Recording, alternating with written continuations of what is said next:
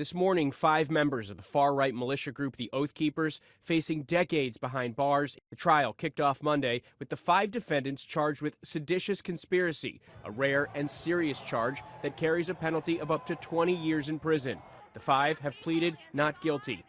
Among them is the group's founder, Stewart Rhodes. In opening statements, federal prosecutors said Rhodes and the other defendants, quote, concocted a plan for an armed rebellion and banded together to do whatever was necessary to stop the transfer of power between Donald Trump and Joe Biden. According to the FBI, Rhodes allegedly began planning to disrupt the transfer of power soon after the November 2020 election. This is what he said just days after the election. We have men already stationed outside D.C. as a nuclear option. In case they attempt to remove the president illegally, we will step in and stop it. That same day, he sent a text message to high-ranking Oath Keepers saying, "We aren't getting through this without a civil war." Prosecutors argue that over the next 2 months, Rhodes recruited dozens of Oath Keepers and then deployed the militia to Washington, D.C. and Virginia on January 6th to disrupt the certification of Biden's victory.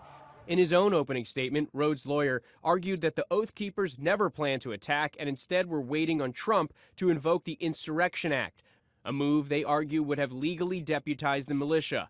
But prosecutors shot down the idea, saying Rhodes and his group were only claiming to rely on the Insurrection Act to hide illegal actions, and played an audio clip from 2020 in which Rhodes told associates that while the Insurrection Act gave them legal cover, his plan was to fight against the government no matter what. Andrew Dimbert, ABC News, New York.